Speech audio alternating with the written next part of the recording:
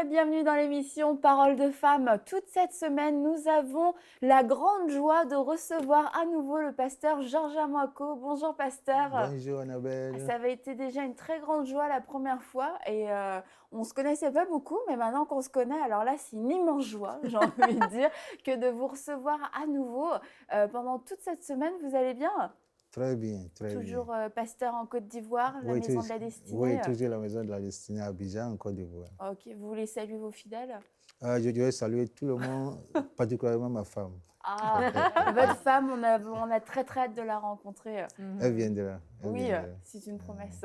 Toute la semaine, vous avez eu à cœur, vous avez à cœur de nous partager un sujet que vous avez déjà partagé dans votre église Tout d'ailleurs, à fait. concernant Rebecca. C'est ça. La rencontre de Rebecca, non pas avec Isaac dans un premier temps, mais avec le serviteur d'Abraham. Et C'est toute ça. cette semaine, on va pouvoir parler de ça, mais au-delà d'une rencontre humaine, il y a vraiment une rencontre de destinée, c'est ça. C'est Et très ça. on s'attend à de grandes révélations. Vous êtes un puits de révélations. Et nous-mêmes, Mathilde a déjà dit, je ne parlerai pas aujourd'hui pour pouvoir vous écouter. Donc, on va commencer tout de suite. En fait, vous aviez divisé tout ça en 5 points, les 5 P, C'est ces ça. fameux 5 P qu'on va découvrir tout au long de la semaine. Et le premier P, c'était la promesse de Dieu. Et on va voir comment les anges faisaient partie de cette histoire, quelle activité angélique il y a pu y avoir. C'est ça. Et vous allez pouvoir, on peut tout de suite commencer à en parler. Vous êtes d'accord? Ben oui, Oui. plongeons dans le sujet. Ok, merci Annabelle. Il s'agit de Rebecca.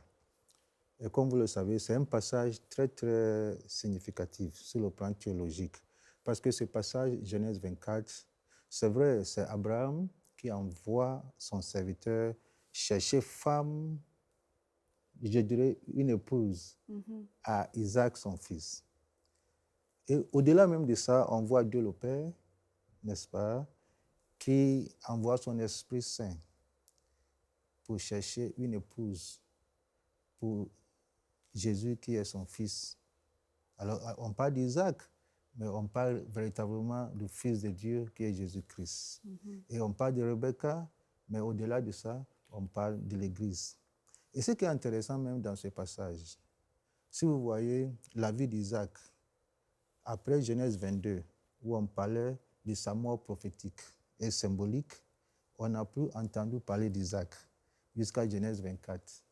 Où il est venu accueillir sa femme, son épouse, et la faire rentrer dans sa maison. Et on voit l'image de Christ. Juste après le calvaire, on n'entend plus parler de Jésus. On entend parler du Saint-Esprit qui est venu, représenté ici par le serviteur d'Abraham. Et Jésus attend quoi? Il attend son épouse, n'est-ce pas? Il attend son épouse. Alors, la prochaine fois, on entendra parler de Jésus, c'est pour venir chercher, n'est-ce pas, son épouse et pour la faire rentrer. Alors, c'est un passage très, très significatif. On voit d'abord Abraham, le père, qui envoie son serviteur aller chercher femme pour Isaac. Pourquoi Abraham ne voulait pas choisir une femme dans le pays où il était cananien? Non, parce qu'il faut souligner qu'Abraham devait protéger la sémence. Il faut protéger la sémence. Alors, pour protéger la sémence, il envoie son serviteur aller dans sa patrie, à lui, pour lui chercher une épouse. Mais en partant, Abraham lui fait une promesse, une assurance. C'est la promesse de foi. J'appelle la promesse de foi. Ça, c'est le premier P, n'est-ce pas? P. La promesse de foi. Et voici la promesse. Abraham dit à son serviteur, l'Éternel, le Dieu du ciel, lui-même enverra son ange devant toi. C'est une mission que le serviteur devait accomplir.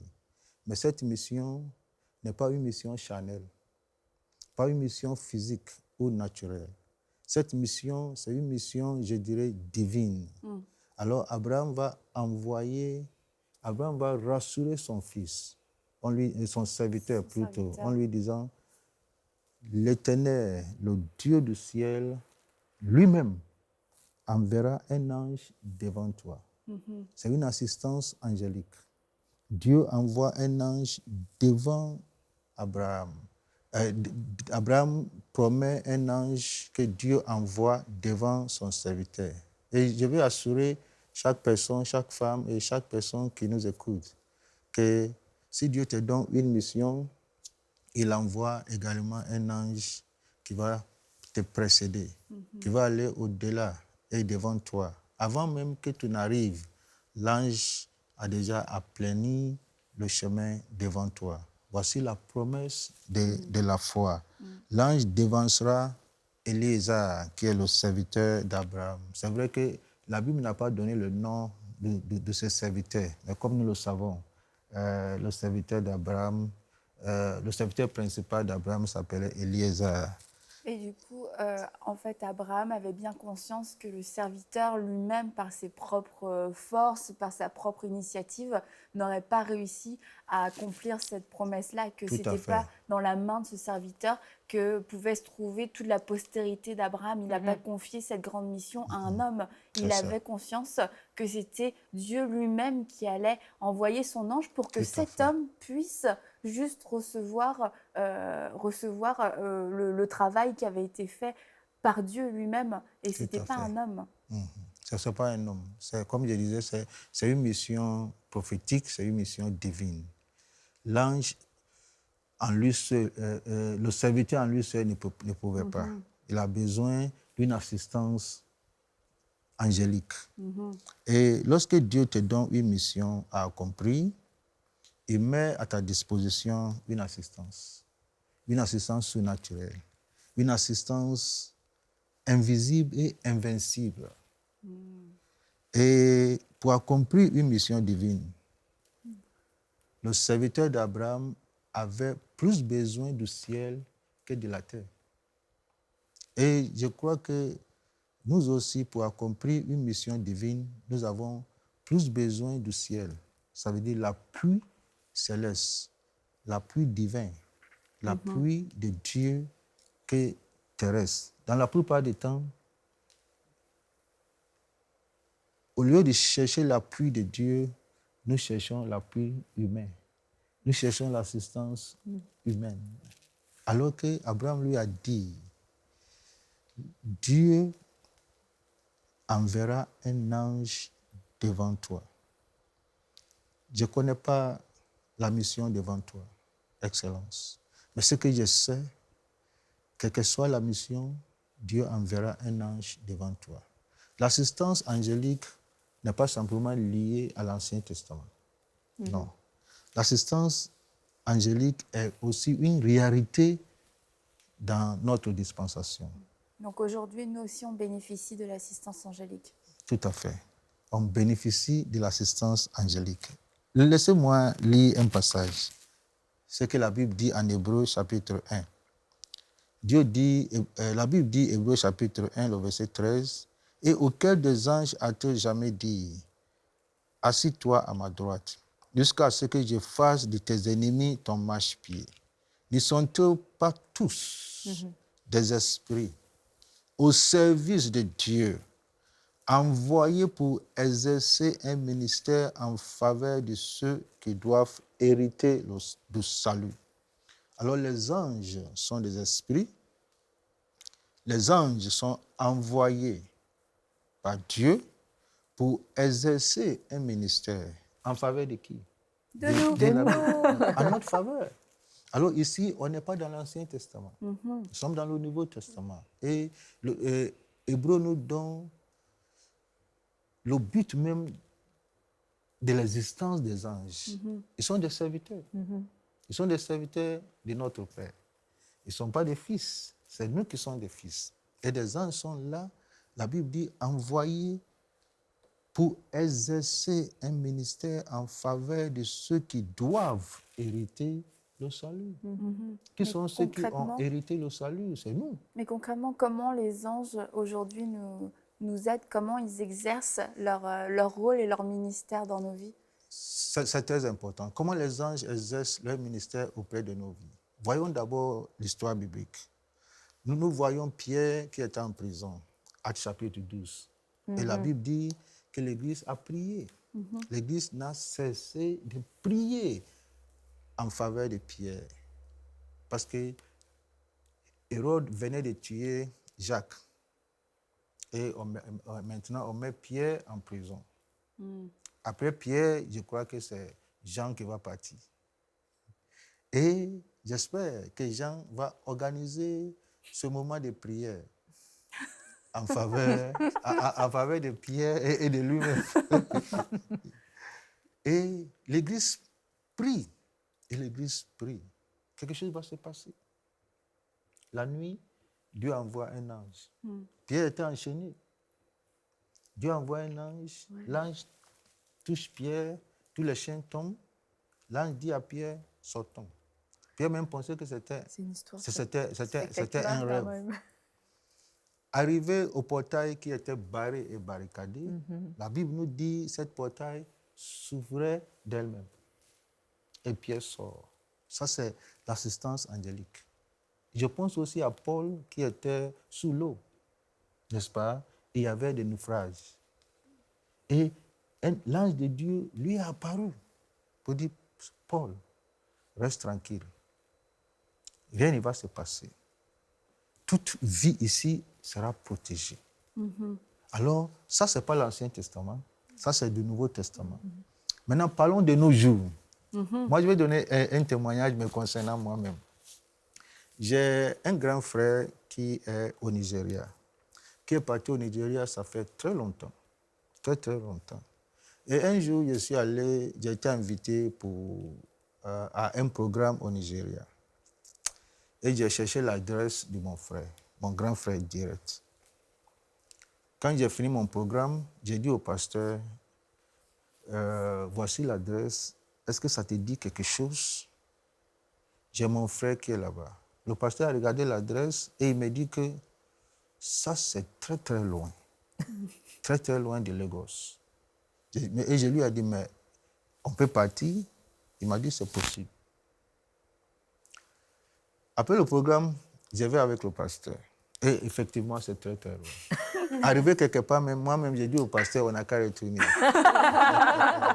Et mon ami pasteur, que je salue en passant, Oupaï, dit que Oupaï, il m'a dit, là où nous sommes arrivés, là, on ne peut pas retourner. On est obligé de continuer. C'est comme si on était perdu même. On demande à une personne au bord de la rue, on lui donne l'adresse, il nous montre. On lui montre l'adresse, il dit, hey, c'est loin. Alors que nous-mêmes, on avait déjà parcouru des distances. Et on a sollicité son aide, s'il pouvait nous accompagner. Il a accepté. Oh wow. Il nous a accompagnés. On est passé dans Brousse même. Arrivé quelque part dans un village, Annabelle, notre voiture tombe en panne.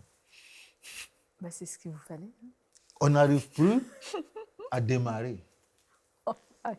Et c'était devant une maison. Et on demande aux gens qui sont là-bas s'ils connaissaient... l'adresse? Non, s'ils connaissaient quelqu'un qui peut réparer notre voiture pour nous. Un garagiste. On cherchait quelqu'un qui peut nous aider à réparer la voiture. Sans savoir que où nous sommes arrêtés là, c'était la maison de mon frère. C'était la maison de mon frère. Et quand un jeune était parti chercher un garagiste... Mais du coup, quand vous êtes allé frapper, vous avez vu que c'était votre frère dans la maison? Non, tu sais qu'en Afrique, c'était une cour commune, okay. C'était une cour commune. Alors nous, il y a quelqu'un qui est sorti, qu'on lui a demandé qu'on cherchait un garagiste. On veut envoyer la voiture, on veut que quelqu'un vienne voir la voiture. On démarre, ça ne démarre pas. On fait tout, ça ne démarre pas. Et on a arrêté. Et il y a quelqu'un qui sort, une dame qui sort, il me voit, il me demande si je connais telle personne, que je le ressemble trop. Je lui ressemble trop. Genre Monsieur Georges Amouako. Et j'ai dit que moi, je m'appelle tant. Dès que j'ai dit mon nom et mon nom de famille, la dame là m'a dit attends. La dame est allée chercher la femme de mon frère. Et quand la femme m'a regardé, la femme dit c'est pas possible. Vous connaissez telle personne? Je dis c'est lui on cherche. C'est lui on cherche.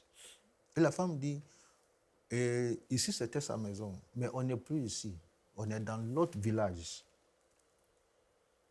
Allons. On dit non, on doit réparer la voiture d'abord. Le mécanicien est venu. Il prend la clé de la voiture pour essayer de voir. Il essaie de démarrer la voiture et ça prend. Et la voiture prend. Sans savoir que la voiture n'était pas en panne. Mais Dieu savait qu'on ne doit pas dépasser cette maison. On n'a pas vu un ange, non. Et on n'a pas besoin de voir un ange. La Bible dit que le juste vivra par la foi. On n'a pas besoin de voir physiquement un ange. On n'a pas vu un ange. Et même le serviteur d'Abraham, dans ce passage, n'a pas vu l'ange. Mais Dieu a orchestré, Dieu a dirigé nos pas, comme dit la Bible. Dieu a dirigé nos pas jusqu'à devant cette maison et bizarrement, la voiture est tombée en panne, sans savoir que... Est-ce que vous voulez dire que c'est les anges qui ont trafiqué votre voiture pour qu'elle tombe en panne? Tout à fait. Drôle de service. Alors, vous voyez, le ministère, c'est ça l'importance du ministère. Nous avons besoin plus de Dieu que des hommes. On a besoin plus du ciel que la terre. On a besoin d'une assistance invisible et invincible. Je pense qu'on oublie le ministère des anges trop souvent aussi parce qu'on a rendu aussi peut-être le ministère des anges un peu trop mystique. Et ça a l'air étrange plutôt que spirituel. C'est ça. Et on sait que les anges aussi répondent à la parole de Dieu, la parole qu'il y a dans nos bouches. Et donc, vraiment, dans cette histoire-là que vous nous racontez de Rebecca, c'est rempli déjà de révélations. On vient tout juste de commencer. Mais vous avez fait le lien avec le Père, le Fils, le Saint-Esprit. Tout à fait. Et c'est vrai qu'on n'a pas besoin de voir un ange physiquement, mais moi aussi, je veux dire, je pourrais raconter des histoires. Mais je ne le ferai pas. Je ne le ferai pas. Mais oui, c'est vrai, quand on fait juste mentionner des fois le nom de Jésus dans une situation, les anges viennent et ils sont devant nous. On est des enfants de Dieu et comme dans cette histoire-là, l'Éternel marche devant nous. Gloire à Dieu. Et les anges qui écoutent, qui obéissent à la voix de Dieu, selon nos demandes, selon nos besoins, vont aller tellement plus loin, plus vite et au bon endroit que n'importe quel homme ou femme que nous, on va pouvoir mandater. Tout homme, toute femme sur cette terre est illimité dans son corps. On ne peut pas lui dire, écoute, va là-bas au bout du monde, là, maintenant, dans la seconde, et ramène-moi ce dont j'ai besoin. Mais l'ange a cette capacité de pouvoir accomplir la volonté de Dieu et de pouvoir, je dirais, être une extension de la main de Dieu pour venir nous amener tout ce dont nous avons besoin. Et ce n'est pas des caprices, mais tout ce que Dieu veut nous donner, que ce soit de la libération, comme on a vu avec Pierre, mais que ce soit aussi des provisions, que ce soit là comme une coïncidence, je dirais, juste pour nous arrêter. Puis c'est drôle, dans votre histoire, on voit, il y a le pasteur qui connaît l'adresse, mais c'est loin. Il y a l'homme que vous rencontrez. Lui aussi, il veut vous aider, mais finalement, vous avez l'adresse, mais vous êtes perdu. Et il n'y a aucun de vous trois qui aurait eu l'idée de s'arrêter là, à ce moment-là. Il a fallu une intervention divine. Et pourtant, vous étiez bien entourés, c'était des gens très bien, c'était des gens bien intentionnés, mais il n'y a pas de limité. Voilà, on est vraiment limité et on a besoin, comme vous le dites, de cette puissance qui est invisible, mais invincible. C'est ça. C'est ça. Et c'est très important. Et ce qu'Abraham disait, Abraham savait de quoi il parlait.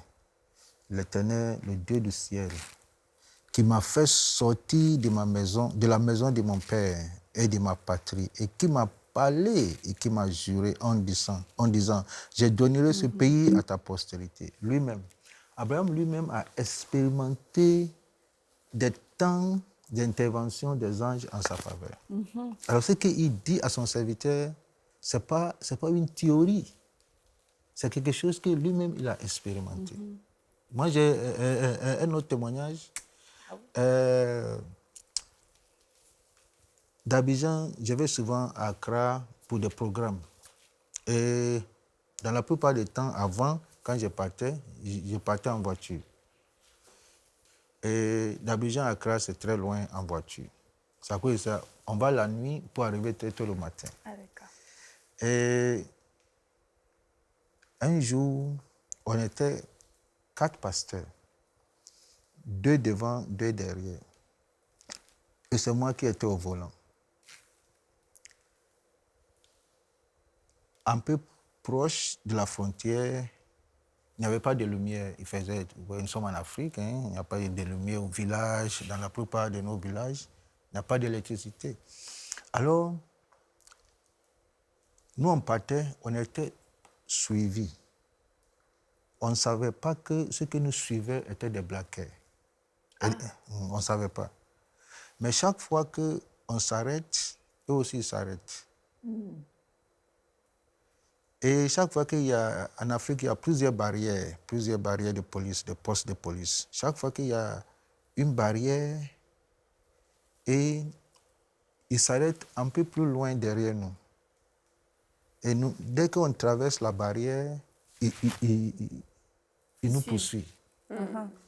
Et nous avons remarqué que ce n'était pas normal. On a commencé à prier. On a commencé à adorer Dieu. À un moment donné, ils sont venus garer la voiture devant notre voiture. Et ils sont, C'est une embuscade. et ils sont sortis. C'était 4 personnes, 4 géants. Et ils m'ont dit d'arrêter le moteur. Et j'ai éteint le moteur. Et je leur ai dit que nous sommes des pasteurs. Mais ils n'ont même pas écouté. La première personne est venue vers la voiture. Quand il est venu vers la voiture, je ne sais pas qu'est-ce qu'il a vu. Et Il a reculé. il a reculé, il est parti. L'autre n'a pas compris sa réaction. Alors, il a essayé aussi. Lui aussi, il a essayé aussi. Et la même réaction. La troisième personne vient et la même réaction. Il nous regarde et maintenant il nous demande, vous êtes des pasteurs? Il dit, je vous ai dit que nous sommes des pasteurs. Il dit, ah.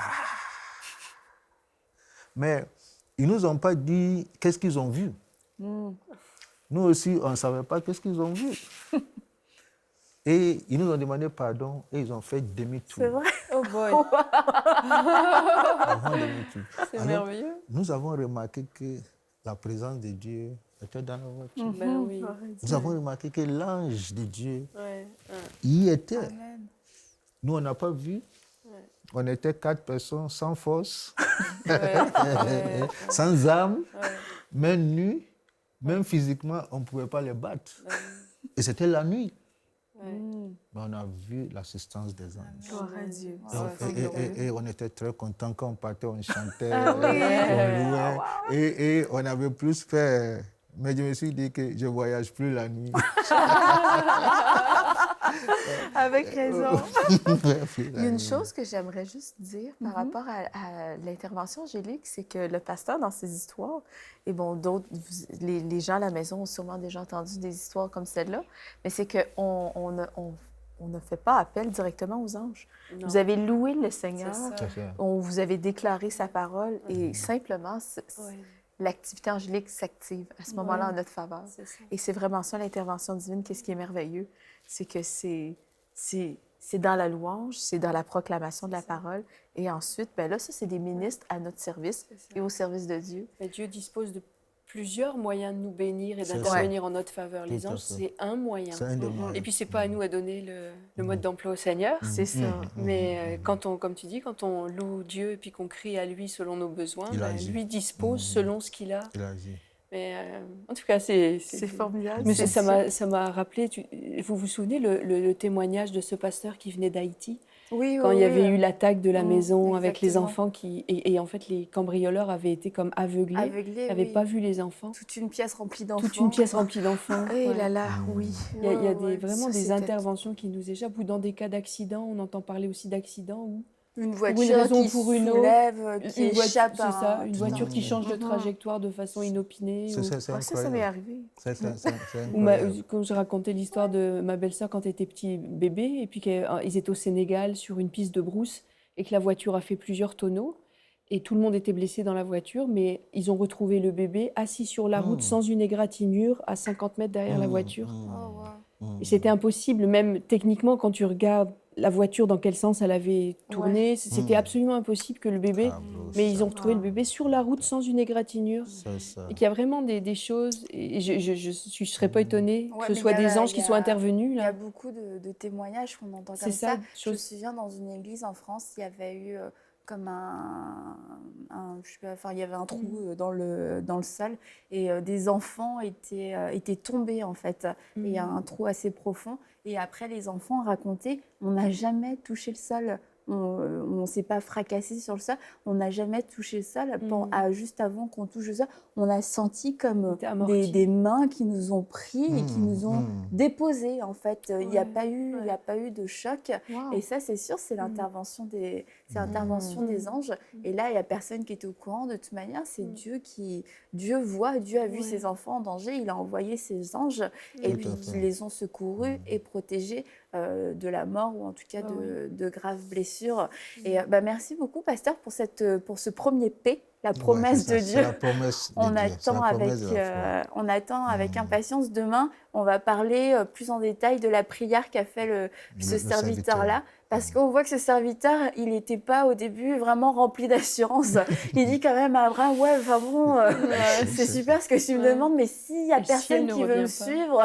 Mais Abraham avait vraiment foi en Dieu.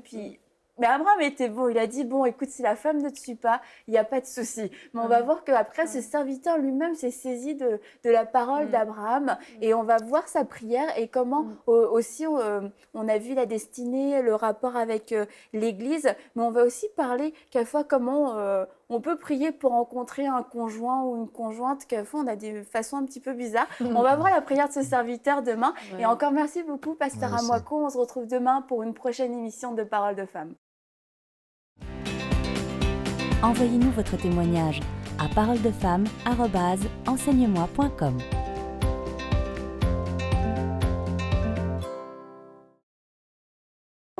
Cette émission est rendue possible grâce au précieux soutien des partenaires d'Enseigne-moi Canal International. Retrouvez tous nos programmes sur enseigne-moi.com.